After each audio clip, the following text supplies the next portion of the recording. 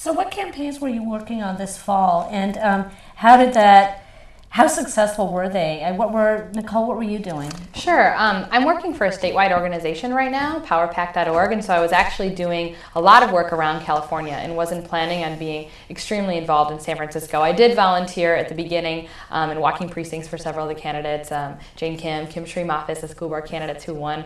Thankfully, we're really lucky to have them on the school board. But then something happened about a month before the election which really changed my experience and my expectations. And what happened was Supervisor Chris Daly, who has been a huge advocate for working people on the Board of Supervisors for the last 6 years and has stuck up for immigrant rights, young people, people of color, low-income people, renters consistently, and has done so much on the board, was being attacked because of that, and was being attacked because the downtown forces and Mayor Newsom really saw his policies as a threat to the type of city that they're trying to create, which I think really gets back to my former point around, what it means to be progressive and whose city is this. And Chris Daly's answer to that is, this is a city for everyone, and this is a city for the people who have grown up here. This is a city for the generations of folks who have immigrated here, and this is a city for everyone who wants to come here because of the culture and the vitality and the beauty of the city. So Chris Daly was attacked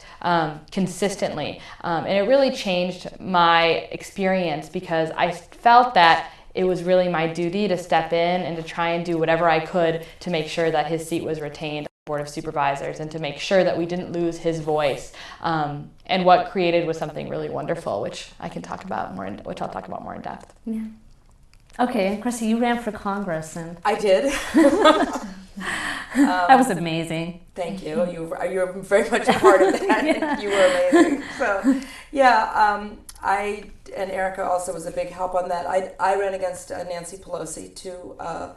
As I was saying earlier when we were chatting about all this, because I firmly believed that the President of the United States should be impeached for incredible crimes against humanity at this point. And fortunately, Chris Daly also had put something on the ballot, so people were able to vote on that at the same time, and that we needed to bring the troops home. We need to bring the troops home from Iraq, and so that was another policy, platform that I had, as well as to do some far-reaching legislation around global warming, which all of Congress has been remiss on at this point.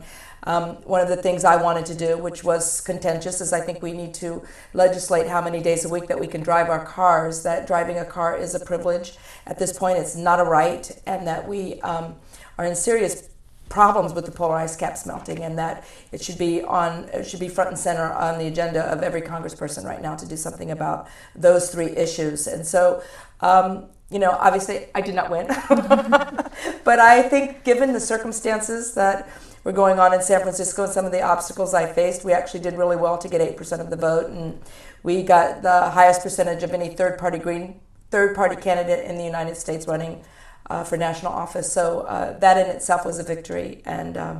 And also we were running against the person that was poised to be Speaker of the House. And so that was, when I set out, that was not happening. I was just running against Nancy Pelosi, and we were all sick of her. And then all of a sudden, here we were in mid-October, and here she was going to be queen for the day. And so I was clearly in a problem when the Chronicle was doing puff piece after puff piece on her, one after the other, for 2 weeks. She had a major above-the-fold story for 2 weeks in a row. There's really no way to jump over that. So anyway, that's what I did for my last 5 months. Yeah. And what were you doing? Mm-hmm.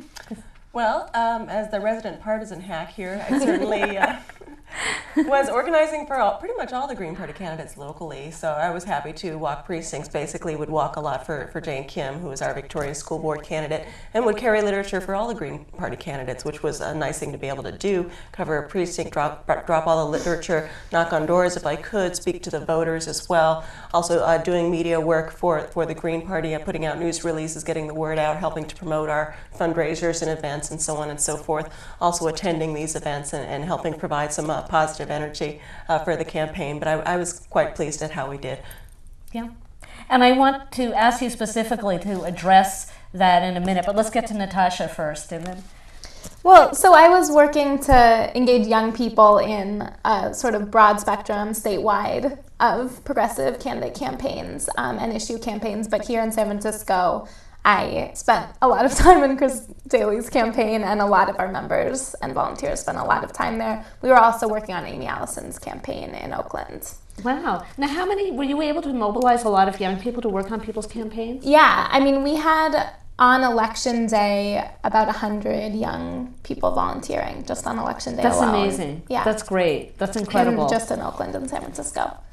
That's really good. And then dozens in other parts of the state. That's amazing. I want to hear more about that. But can you talk about how well the Green Party did and how well Progressive did locally and also statewide?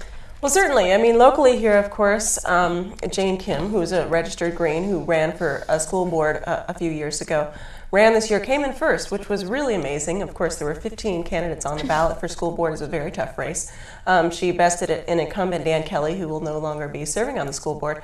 So, we were kind of going along, hoping that Jane Kim would make, one of the top 3 spots for school board, and she came in first and blew everybody out of the water, which was a great feeling. And we know that she had a tremendous campaign. Every time that we went out and walked precincts for her, she had a lot of volunteers. So that was a very good campaign. It was also very nice as well that finally getting the vote counts in and seeing that John Rizzo has won a seat on the college board, also beating out an incumbent, Johnny Carter, which, we're really glad to have, these of course are smaller races, but it really matters a lot when it comes to issues like fiscal accountability, and this is where a lot of government really happens.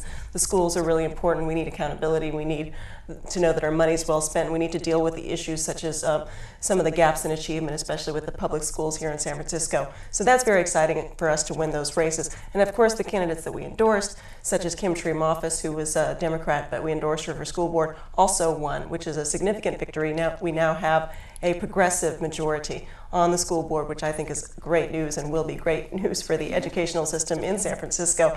Of course, as a party activist, I always want to do better. We did have more candidates running, but I think they did well. Bruce Wolf running for college board. Of course, we had Emily Drennan, a longtime transportation activist, running for BART board. I think she did really well. Even though she didn't win, perhaps in a future race she could be victorious.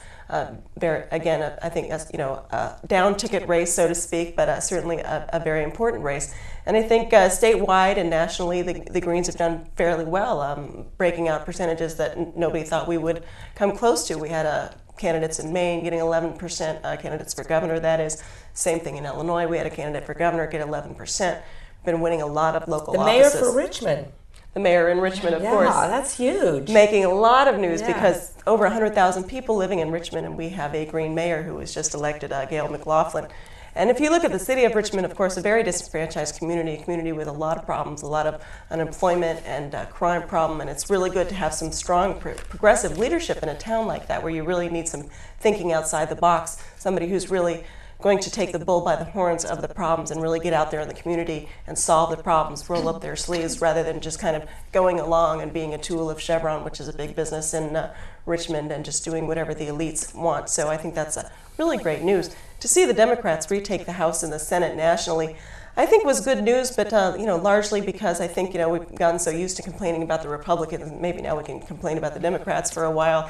We'll see. I think their platform so far has been rather measured, but it will be interesting to see what happens once they are sworn in and we see. I personally want to, people talk about drinking games during the State of the Union address. I think there's going to be a new one this year. We're going to see how many standing ovations George Bush gets when he gives his State of the Union address in January, I believe, because that's going to be quite interesting. Not only will we hear for the first time Madam Speaker, the President of the United States, which is going to be something different, of course, but I really do wonder how many standing ovations, if any, George Bush is going to get now that he's not very popular. But because in the past, something that Greens have always brought up is that when George Bush gives his speeches to the House and the Senate, you see the Democrats standing up and applauding on half of the things that he says. And it's, well, how is this an opposition party? So I think it will be very interesting to see the future of America and what changes, if anything. Right. And the number, if you want to participate in this conversation, is 621-4472. 621-4472. You can call in.